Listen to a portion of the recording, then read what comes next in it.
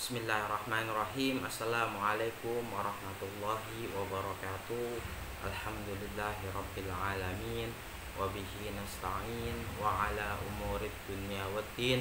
Wassalatu wassalam ala sayyidina Muhammadin wa ala alihi wa sahbihi ajma'in, amma ba'd.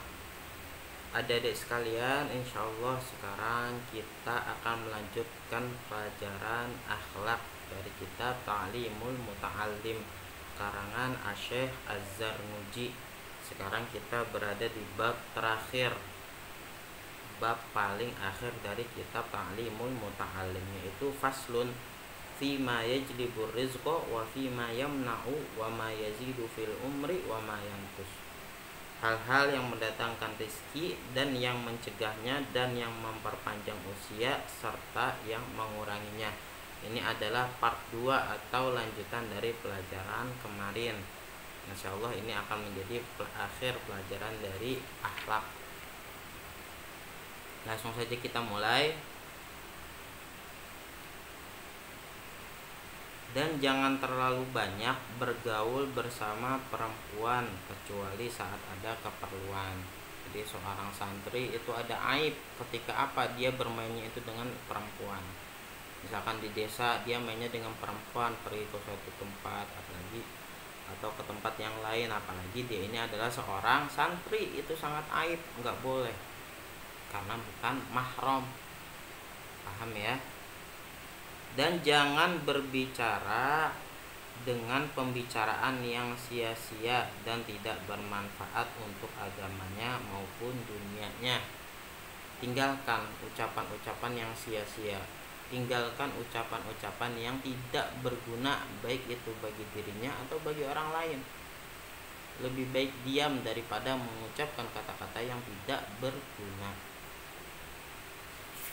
Dikatakan barang siapa yang sibuk dengan hal-hal yang tidak ada manfaatnya, maka hilanglah hal-hal yang bermanfaat baginya.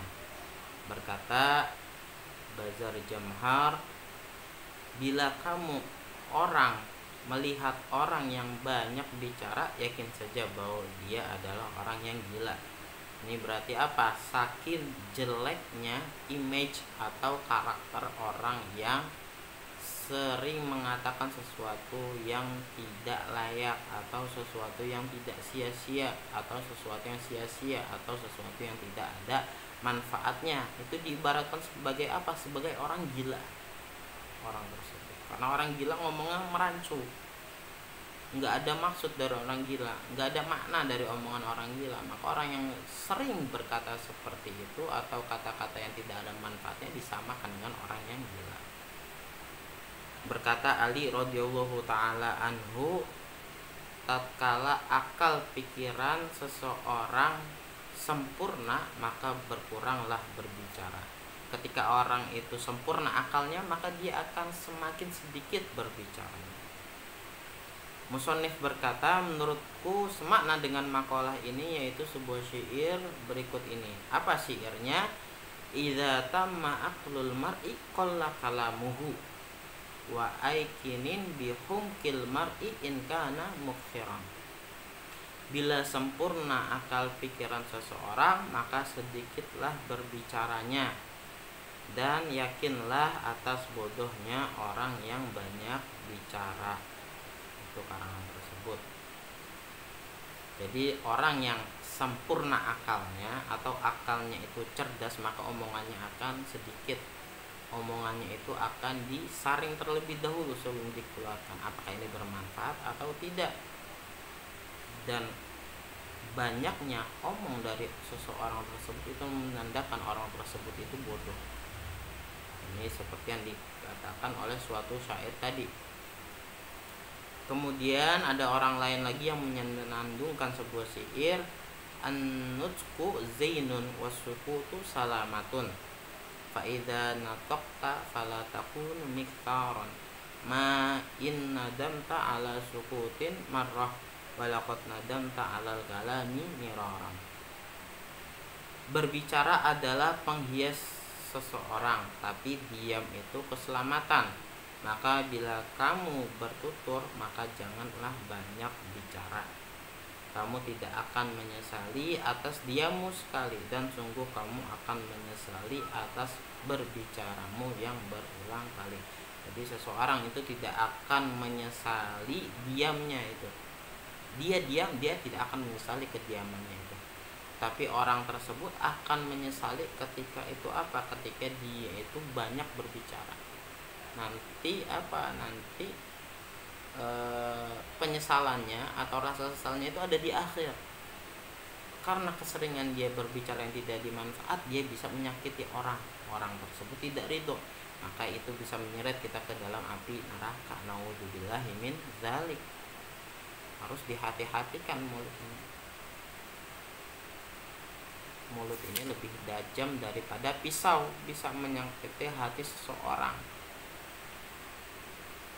Paham ya? Kemudian kita ke pembahasan yang baru. Dan diantara hal-hal yang menambah rizki adalah setiap hari setelah terbit fajar sampai waktu sholat subuh membaca subhanallahil azim, subhanallahi wa bihamdi, astaghfirullah wa atubu ilaih. Ini membaca sebanyak 100 kali. Kemudian membaca la ilaha illallahul malikul haqqul mubin, dibaca setiap pagi dan sore sebanyak 100 kali. Ini adalah wirid-wiritan yang bisa menambah rezeki seseorang, dibaca setiap habis sholat subuh sebanyak 100 kali. Itu yang subhanallahil azim, subhanallahi wa bihamdih, astaghfirullah wa atubu ilaih. Kemudian la ilaha illallahul malikul haqqul mubin, ini dibaca setiap pagi dan sore sebanyak 100 kali. Dan hendaknya setiap hari setelah fajar membaca alhamdulillahi wa subhanallahi wa la ilaha illallah. Ini sebanyak 33 kali. Dan dibaca juga setelah sholat maghrib.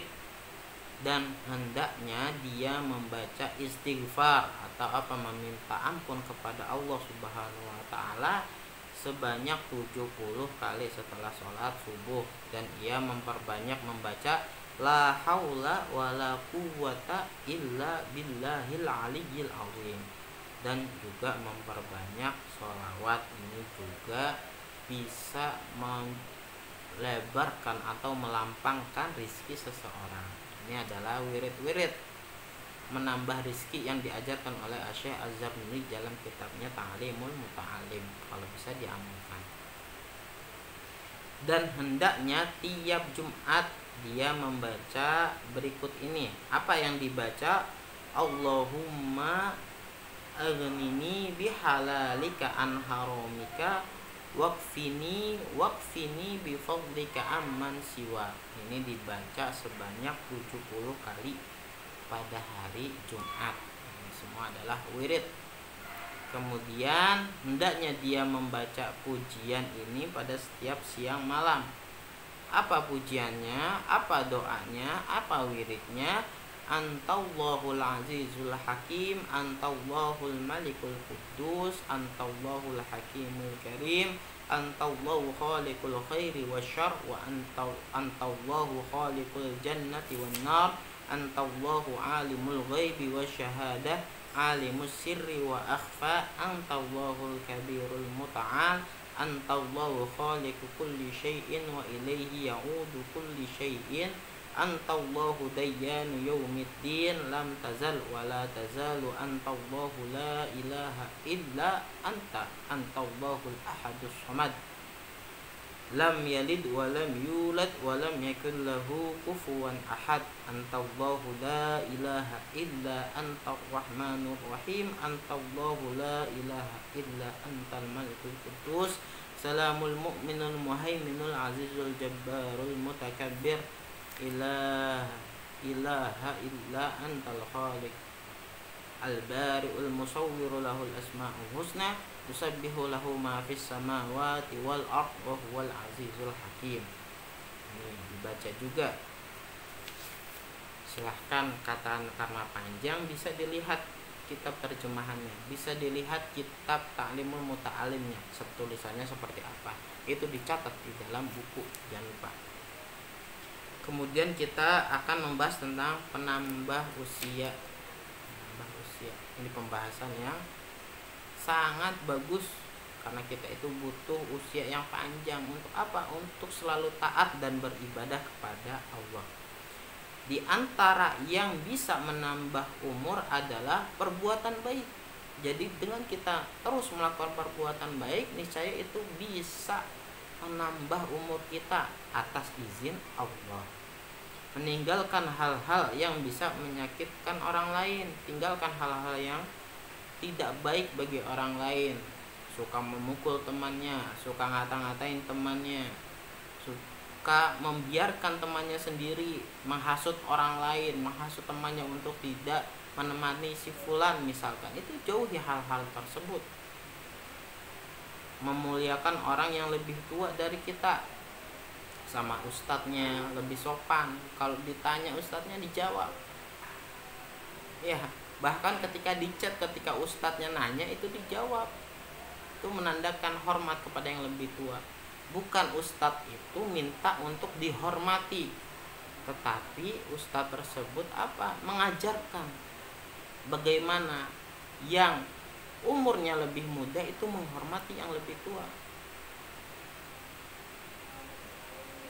Mengajarkan santrinya agar menghormati yang lebih tua, bukan hanya kepada ustadz saja, kepada orang tua, kepada kakak kita, bahkan kepada kiai. Jangan sampai menyakiti hati kiai. Paham ya? Bersilaturahim kepada kerabat, kepada teman, dan membaca pada pagi dan sore setiap hari 3 kali. Membaca apa? Subhanallahil mil'ul mizan wa muntahal ilmi wa maghlaqar ridha wa zinatal arash wa la ilaha illallah mil'al mizan wa muntahal ilmi wa maghlaqar ridha wa zinatal arshi Allahu akbar mil'al mizan wa muntahal ilmi wa maghlaqar ridha wa zinata arsh. Itu dibaca setiap pagi dan sore 3 kali. Dan hendaknya menghindari menebang pohon yang masih basah. Maksudnya masih basah itu masih segar. Tangan santri biasanya iseng, ada tanaman atau pohon yang masih segar dicabut, jangan, nggak boleh, kecuali dalam keadaan terpaksa. Dan menyempurnakan wudhu, seperti yang kita pelajari di pelajaran fikih praktek ibadah, wudhu yang sempurna, doa-doanya itu apa. Dan sholat dengan penuh rasa ta'zim atau khusyuk, tunduk kepada Allah. Kemudian berhaji qiran, yaitu haji yang membarengkan antara haji dan umrah, dan menjaga kesehatan. Ini semuanya bisa untuk menambah usia seseorang. Yang penting apa? Berbuat baik kepada sesama manusia, baik yang tua ataupun yang muda. Hormati yang tua, kasihi yang lebih muda. Kemudian seseorang pelajar itu harus mempelajari ilmu kedokteran, yaitu apa? Ilmu tentang pengobatan, walaupun hal-hal yang ringan saja. Dan mengambil barokah dengan hadis-hadis atsar yang datang dari Nabi Muhammad SAW tentang kedokteran yang telah dibukukan oleh Syekh Al-Imam Abul Abbas Al-Mustaghfiri di dalam kitabnya yang diberi nama At-Tibun Nabi. Kitab ini bisa didapat oleh orang yang mau mencarinya. Kalau orang mau mencari, maka bisa mendapat kitab ini, At-Tibun Nabi, kitab tentang kesehatan. Sekiranya kita bisa tahu mana yang bagus untuk kita, mana yang tidak, makanan yang bagus, minuman yang bagus, dan yang tidak.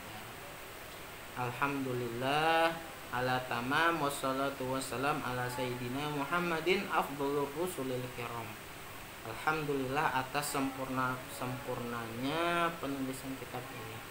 dan sholawat serta salam semoga disampaikan kepada baginda kita Nabi Muhammad yang paling utamanya para rasul yang mulia.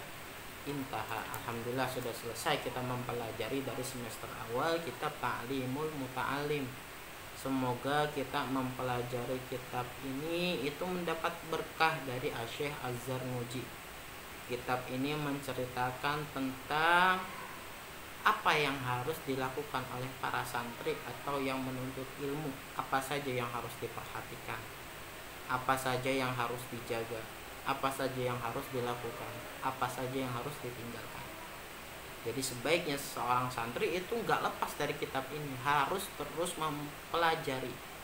Nggak cukup mempelajari, tapi juga mempraktekkan minimal sedikit saja yang ada di kitab ini. Saya ucapkan terima kasih bagi santri-santri yang terus hadir dalam pelajaran akhlak.